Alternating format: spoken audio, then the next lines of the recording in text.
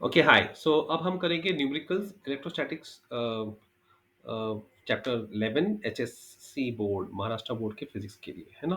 तो ये शुरू करते हैं और यहाँ पे हम आपको पहले दे रहे हैं क्वेश्चंस और फिर आप उसको क्वेश्चंस के आप आंसर्स भी वो बाद में लास्ट में उसके बाद आंसर्स भी एक्सप्लेनेशन में दिया हुआ है।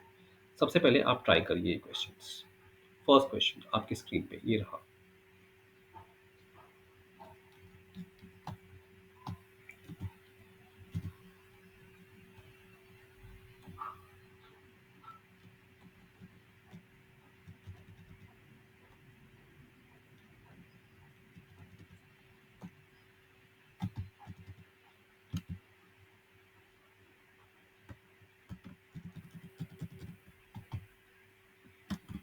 अगर आपको ये नहीं आ रहा है तो आप उसको टाइम लगाइए और इसमें बहुत ही सिंपल फॉर्मूलेज हैं।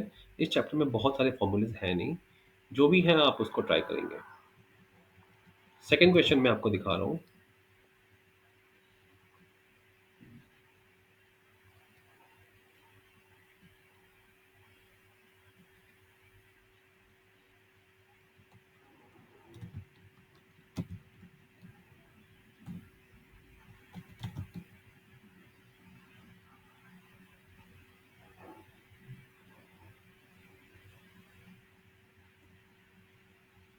हाइड्रोजन का सिंप्लीफाइड मॉडल है, उसमें इलेक्ट्रॉन घूम रहा है प्रोटॉन के आसपास, दोनों का डिस्टेंस दिया हुआ है, देखिए हिंट दिया हुआ है और प्रोटॉन का चार्ज दिया हुआ है। हमें क्या सिखाया है चैप्टर में कि एक एक जगह कहीं पे कोई इलेक्ट्रिक चार्ज है और हम उससे दूर खड़े हैं तो कितना हम पे असर पड़ेगा, कितना फोर्स गिरेगा, है ना। और यहाँ पे इलेक्ट्रिक फील्ड पूछ रहे हैं, फोर्स नहीं, याद रखिएगा। तो फील्ड का इलेक्ट्रिक फील्ड का फॉर्मूला एक ही है, आपको पता है, वही आप जल्दी से कर लो।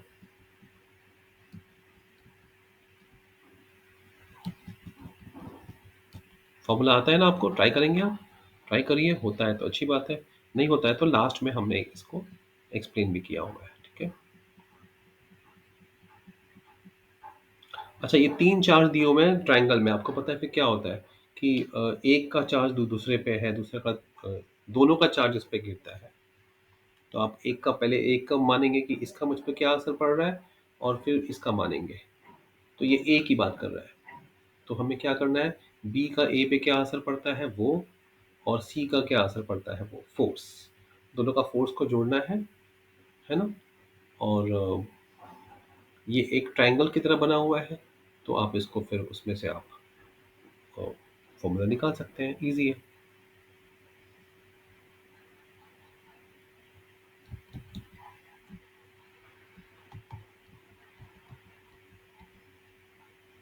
इसमें आप वो भी निकाल सकते हैं, एंगल। एंगल के लिए चैप्टर 2 में जो दिया था tan इनवर्स वाला फॉर्मूला वो लगेगा। यस। अब ये क्वेश्चन ये दिया हुआ है कि दो इलेक्ट्रोड्स के बीच का गैप इतना इतना है और पोटेंशियल डिफरेंस दोनों में इतना लगा दिया, है ना। तो अब बताइए कि कितना इलेक्ट्रिक फील्ड चार्ज जनरेट होगा दोनों के बीच में। तो आपको पता है इसका फॉर्मूला बहुत ही इजी है, कुछ भी हार्ड नहीं है, आप कर सकते हैं, बड़े आराम से कर सकते हो आप इसको। सिंपल फॉर्मूला, एक ही फॉर्मूला देखिए। तो ये जो है थ्री चार्जेस वाला, तो उसपे पूछ रहे हैं कि एक पॉइंट पे बाकी पॉइंट्स का क्या फोर्स लगेगा, राइट। तो हम इसे यूँ कर सकते हैं कि हमने यहाँ पे बना दिया डायग्राम ए बी सी, है ना। और वो कह रहे हैं कि ए पे बी का और ए पे सी का क्या लगेगा। तो आपने F1 ले लिया बी वाला, F2 ले लिया सी वाला, फिर फॉर्मूला है F1 plus F2 plus 2 F1 F2 into cos theta.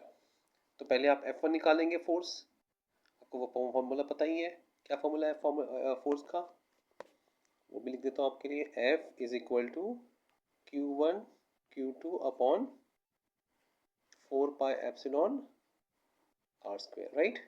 यही फॉर्मूला है ना। यही आप बनाएंगे F1 के लिए, फिर F2 के लिए। तो ये F1 F2 निकाल लेंगे, मतलब B वाले को F1 लेंगे, C को F2 लेंगे, है ना। इसको Q1 Q2, फिर यहाँ पे Q1 Q2, और सबकी डिस्टेंस सेम है, R ले लेंगे। फिर उसको मल्टीप्लाई करेंगे 2 F1 F2 into cos theta और सबको ऐड कर देंगे। तो इस तरह से आपको इसका आंसर मिल जाएगा। अब आपको क्वेश्चन नंबर 4 दिखाते हैं।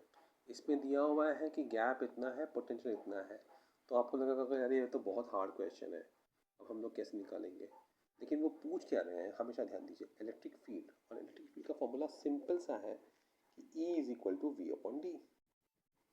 तो आपके पास E is equal to V upon d formula ready है, और इसमें V दिया है 20 और D दिया है, ये याद रहे, हाँ मीटर में करना है कन्वर्ट इसको आपको, बस ये फॉर्मूला लगा दीजिए, आंसर आ जाएगा। ओके, अब आपको दिखाते हैं हम नेक्स्ट क्वेश्चन।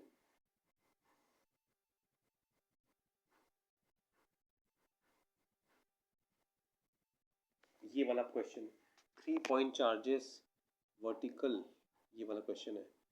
अब इसमें आपको क्या करना है, ये वाला डायग्राम बनाना है। ए बी सी का डायग्राम बन गया, 5 सेंटीमीटर, बी पी इसको तोड़ रहा है बीच में। तो अब क्या होगा ना, इसका जो इस पे पी पे जो फोर्स है और इसका जो फोर्स है वो एक दूसरे को कैंसिल कर देगा, ऑपोजिट साइड है ना इसके लिए। तो वो ई ए इज इक्वल टू माइनस ई सी हो जाएगा, ठीक है। अब आपको ई बी का निकालना है, ई बी का क्या असर पड़ रहा है, तो आपको डिस्टेंस पता लगाना है। डिस्टेंस के लिए पाइथागोरस लगाइए, तो आपको बी पी का वैल्यू निकालना है सबसे पहले, फिर आप वो फॉर्मूला लगा देंगे, क्या 1/4 pi epsilon q into B P square. अब बी पी स्क्वायर कैसे निकालना है दिखा देता हूँ, ये 5 है, ये 5 है, ये ट्रायंगल ट्रायंगल, तो पाइथागोरस हो जाएगा, राइट। तो 25 स्क्वायर करेंगे ना 50, इस 50 का स्क्वायर रूट हो गया ये वाला, अब 50 का स्क्वायर रूट का हाफ हो गया ये वाला, 50 का स्क्वायर रूट का हाफ ये है। तो देखिए आपको वो भी दिखा देता हूँ, लोग बोलेंगे कैसे, पी सी देखते हैं। पी सी जो है ना 50 का स्क्वायर रूट, तो 50 का स्क्वायर रूट क्या होगा, 25 इंटू 2 इज इक्वल टू ए सी, है ना,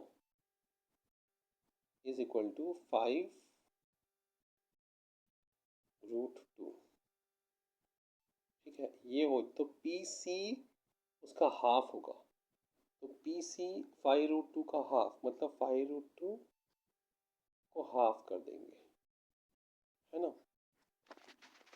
अब ये जो है ये हो जाएगा, इसमें 2√2 है ना, √2 इंटू √2, तो ये हो जाएगा 5/√2, तो पी सी होगा 5/√2। अब this plus this is equal to this, याद रहेगा आपको। तो इसको 2 बार स्क्वायर करेंगे तो इसका वैल्यू निकाल, तो अब हमें मिल गया है पी सी। अब बी पी और पी सी मिला के राइट एंगल ट्राइंगल है बी सी में, तो अब आप P C square plus B P square is equal to B C square, वो मैंने यहाँ पे कर लिया है, ठीक है, यहाँ पे। अब उसमें क्या हो रहा है देखिए कि 5 स्क्वायर 25 हुआ, ये सब 25/2 हुआ, तो ये भी 25/2 ही होगा ना, देख लो ध्यान से, माइनस हो जाएगा ये इसमें से ये माइनस हो जाएगा, ये 25/2 आएगा, स्क्वायर का स्क्वायर रूट हो जाएगा 5√2, तो ये इस तरह से आपको आंसर मिल जाएगा बी पी, और आप इसको फॉर्मूले में डाल के इसका आंसर निकाल सकते हैं, राइट। अब हम जाते हैं क्वेश्चन नंबर 6 पे। हाँ, चार्ज सेंटर में रखा है तो फ्लक्स कितना होगा। अब देखिए चार्ज और फ्लक्स का सिंपल सा फॉर्मूला है, Q is equal to E into d s, लेकिन एक पॉइंट नहीं, सारे पॉइंट्स मिला के वो बन जाएगा स्फीयर, तो E into 4πr square surface area of a sphere. तो E का वैल्यू वापस आपको पता है, Q 4πε r स्क्वायर आ जाएगा, वो निकाल के आप फिर इसको 4πε r स्क्वायर से, और r यहाँ पे 1 है, राइट, 1 मीटर दिया हुआ है, तो आप उसको मल्टीप्लाई करेंगे तो इसमें से इंटू 4π करना पड़ेगा, ये सब ये वैल्यू मिलेगा इसमें से, और इसको मल्टीप्लाई करेंगे 4π से, तो आपको उसका भी आंसर मिल जाएगा। अब लास्ट क्वेश्चन में जाते हैं। लास्ट क्वेश्चन ऐसा है कि लास्ट क्वेश्चन बहुत ईजी है। लास्ट क्वेश्चन आपको लगता है बहुत हार्ड होगा, लेकिन उसका आंसर इसलिए ईजी है, डाइपोल दिया हुआ है, एंगल दिया हुआ है, इलेक्ट्रिक फील्ड दिया हुआ है, टॉर्क दिया हुआ है, तो ये सीधा फॉर्मूला है। टॉर्क का फॉर्मूला क्या है, q E two l sine theta, इसमें क्यू को छोड़ के बाकी सब कुछ दिया हुआ है, तो आप क्यू को बड़े आराम से वैल्यू निकाल सकते हो। ये क्वेश्चन इस पे दिया हुआ है कि हाइड्रोजन एटम है, उसमें एक इलेक्ट्रॉन है और प्रोटॉन के बगल में वो घूम रहा है, राइट, है ना। तो इलेक्ट्रॉन तो प्रोटॉन के बगल में ही घूमेगा, राइट। तो घूम रहा है। तो अब आपको ये करना है कि डिस्टेंस दिया हुआ है दोनों का, डिस्टेंस ये दिया हुआ है 5.3, है ना, और चार्ज दिया हुआ है प्रोटॉन पे इतना।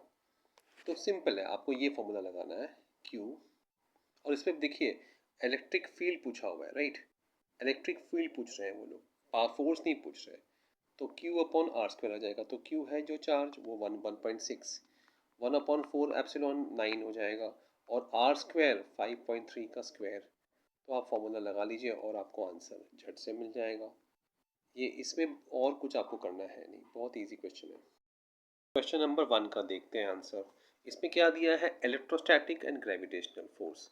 अब आपको पता है दोनों के फॉर्मूलेस क्या क्या हैं, और उसका डिस्टेंस दिया हुआ है, वैल्यू जी का भी दिया है, एम मास का भी दिया है। तो पहले हम देखते हैं, अब अपने को ग्रेविटेशनल फोर्स तो पता है, मास 1 इंटू मास 2 होता है। तो m1 square in m1 into m2 4 pi epsilon into r square, है ना। आप ये कर देंगे।